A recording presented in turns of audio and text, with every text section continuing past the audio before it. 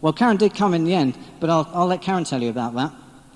Well, we argued all the way to the function, at the function and on the way home from the function.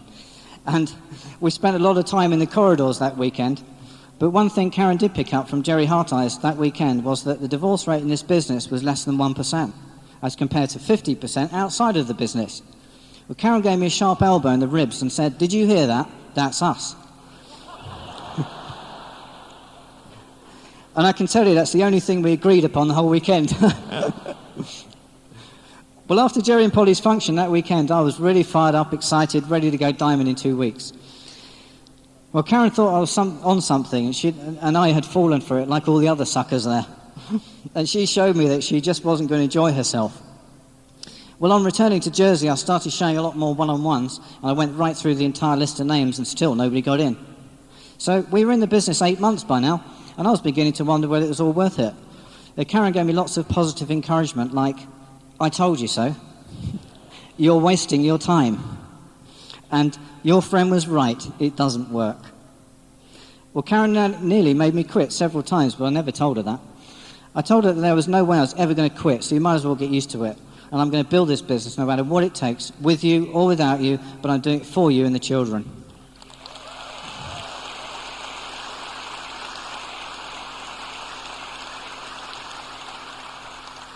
It was very important for me at this stage that I plugged into the system 100%. A lot of tapes were listened to, and a lot of books were read, and getting around positive upline encouragement was essential because outside the business was negative and dragged me down. You can avoid negative people, and you can avoid negative relatives quite easily, but avoiding your negative wife is not so easy. Well, the upline obviously knew their tools well because the next product order was the George Housey tape. He sponsored a guy, and then he let his wife talk him out of doing the business, and George Housey laughed at him and called him a pipsqueak. And then I knew I made the right decision, that nobody was ever going to talk me out of doing this business, especially Karen. I also read the book Think and Grow Rich, which proved to be the best book I've ever read. It helped me to develop a long-term attitude towards rejection, failure, and negative influences, which we all face every day. The words I'll never forget from that powerful book are, every adversity and every failure and every heartache carries with it the seed of an equivalent or greater benefit. The next challenge was that I was made redundant. So here we were in debt, a mortgage which was rising almost monthly because of the interest rates. We've got 3 children under 5 years old, constant high-volume discussions, nobody sponsored. Exciting stuff. I had to take a job quickly, which was half the money. The hours were better, though, and much better for building the business. So I could get to plans and functions more easily, which in turn helped me to really start putting the business together. And I started getting hungry for what the business could offer, and I started sponsoring some people. The first couple we sponsored lived in a bedsit in Jersey. He was an electrician and his wife worked in a jeweler shop. When they saw the plan, they were really excited, and they told us that they'd be our first diamond couple. Terry Morell helped with their meetings, and we sponsored 1 couple from that. The couple we sponsored left Jersey about 6 months later and moved to Clevedon near Bristol to build their business there. We helped that couple that they sponsored in Jersey whilst they were back in England. When they moved to Cleveland, they sponsored another couple.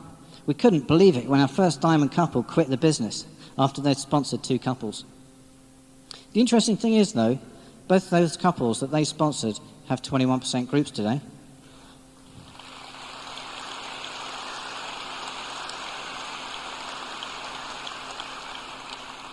So, just because we didn't quit, that couple led us to those 2 21% groups who downlined 21% groups. That first couple we sponsored would have been direct today with a large group if they just renewed. Never, never, never quit this business.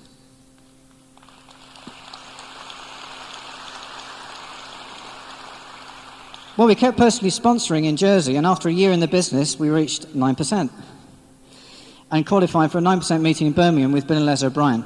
I say we kept personally sponsoring, but it was still only me who was building the business, so Karen didn't come with me. But I did bring one other couple from Jersey, and they also have a 21% group today. We went 12% a couple of months later, and we stayed at 12% for 2 months, and moved on to 15%. But that was only because a couple we sponsored were really good at selling. He sold 2,000 PVs worth of products, cleaning products, to pubs. So because I was a bit naive to think that I'd maintain the volume, I thought that I would go back to 9% again the following month just to check it out. Because I just didn't have the people in place in the group. And I stayed at 9% for another 2 months until the numbers of people came up. And within the next 4 months, I moved on from 9% to 18%, because the growth was happening on and off the island. I went to 18% and stayed there for 5 months. Even though the group was growing and things were finally working, Karen was still very negative about the business and not at all involved. To clear our mounting debts, we sold our house and moved into my parents' house with the 3 children.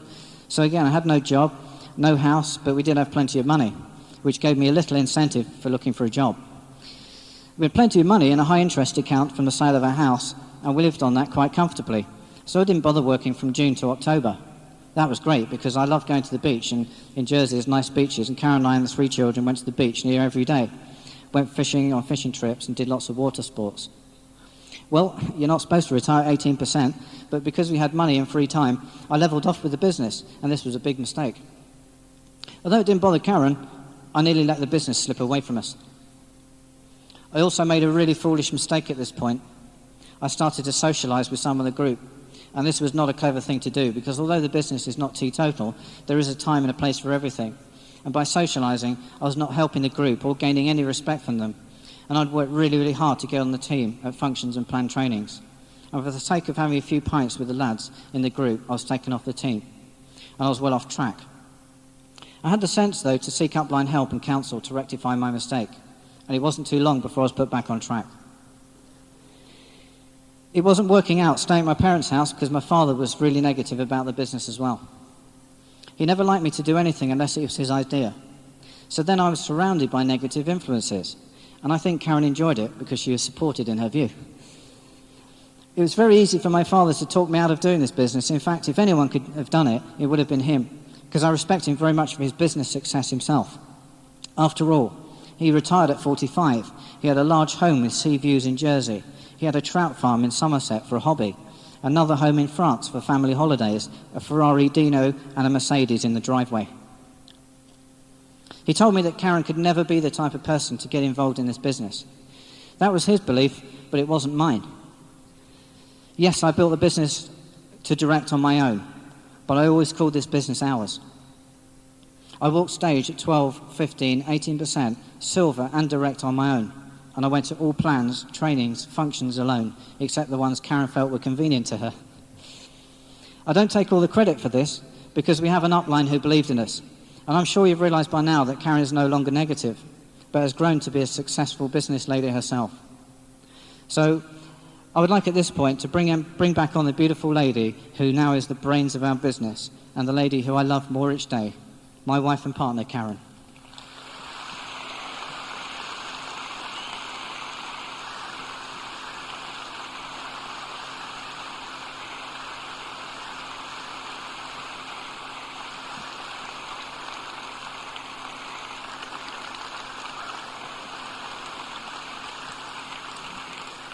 Hi.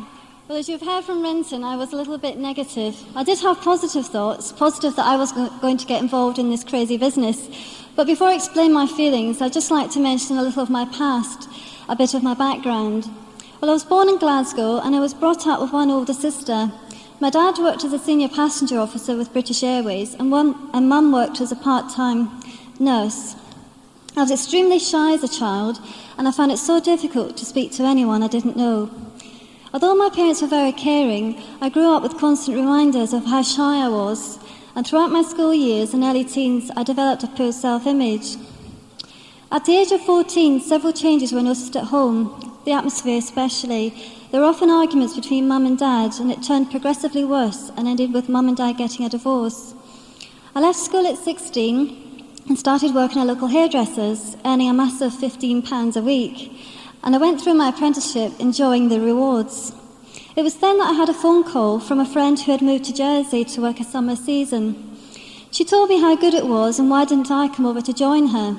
Well, it seemed such a good idea at the time, and I did know Jersey quite well, because we'd always gone there for summer holidays as a child. So I packed up and made my first step to independence. On arriving in Jersey, I managed to get a job fairly quickly in a large hotel. Well, this is where I met Renton. Renton used to come up to the salon to get his hair cut. I noticed something was funny when in 1 month he had had 4 haircuts. The girl I worked with often used to tease me as it was becoming obvious that Renton was plucking up the courage to ask me out. There's one thing that happens in a large hotel, and that's gossip. There was always a lot of gossip. And I found out that Renton wanted to ask me out.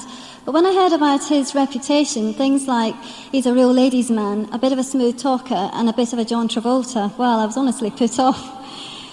I then met Renton at a nightclub, and he came over and chatted, and then asked if I could buy him a drink because he was broke. Well, his contact and people skills were much to be desired. He asked me to dance, but I was really shy, but it was much too late because he dragged me onto the dance floor. I was horrified. Well, we started dancing and then the dance floor cleared. It was packed 1 minute to just Renton and I the next.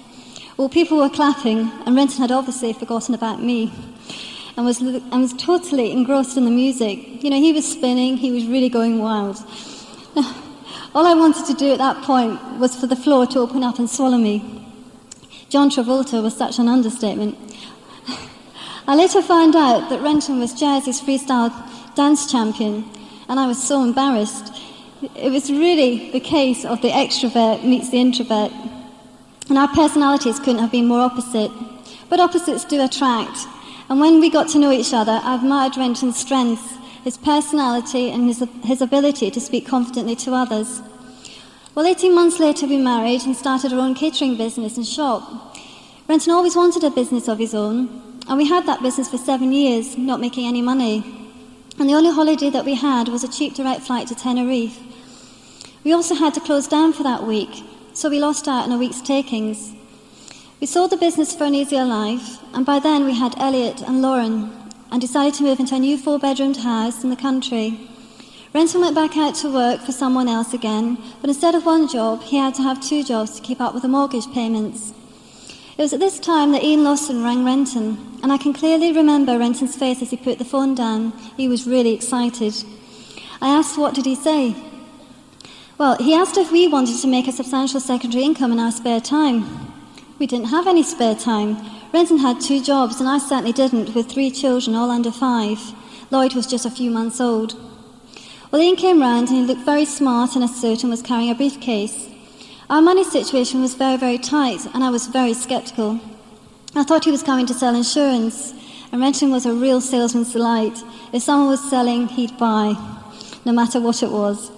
So at that point, Ian started to show the plan, and I could see that Renton was leaning more and more forward. Ian mentioned that it would be an opportunity to work together. I really closed my mind off at this point and went out to make coffee, because the last thing I wanted to do was to sit and hear of another business of working together. Lloyd had woken up and I sat in the kitchen feeding him, so I never saw the full plan. Well, Ian left and Renton was excited. He said it would be the end to all our money challenges, and I thought differently. How can you possibly do anything more than you're already doing? You can't possibly do a 3rd job. I'll never see you, and you'll never see the children. We don't see enough of you as it is. Well, Renton said, look, Ian has shown us a way of earning extra income. Well, I really wasn't interested.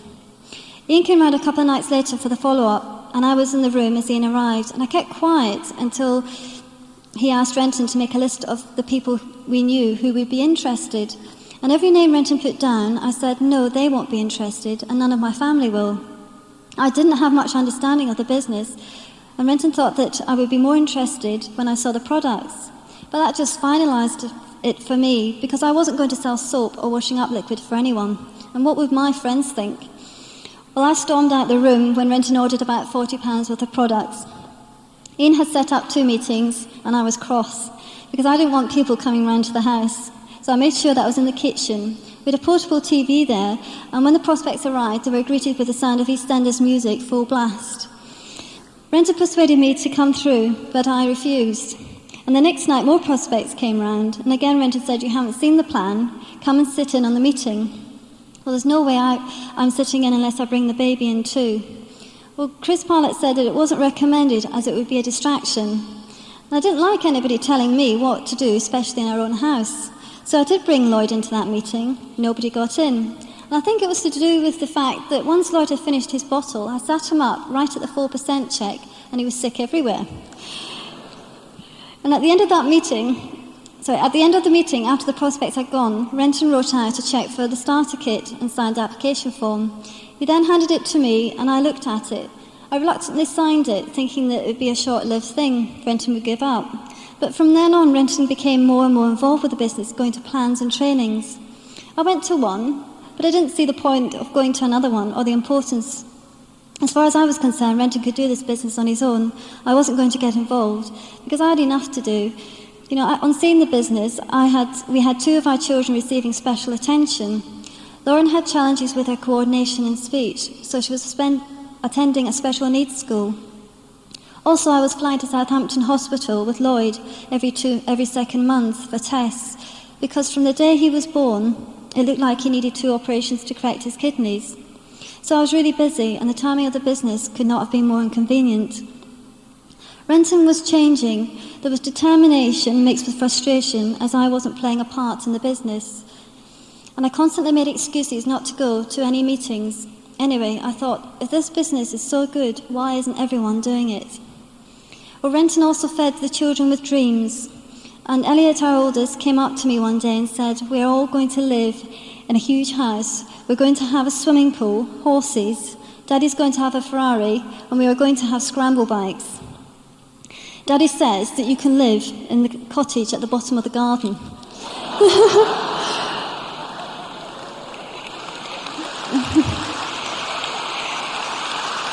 Well, if Daddy thinks that by selling soap you can have all those things, he's mad. I remember Chris Parlock coming round, and after he had gone, I went mad with Renton because he had paid for 2 tickets for a function called Dream Weekend. We were already in debt, and the tickets were £110 each. We had our first of many high-volume discussions that night. Renton was paying for tapes and books, products, tickets, all adding to our £5,000 debt. I thought you were supposed to make money, not pay out all the time.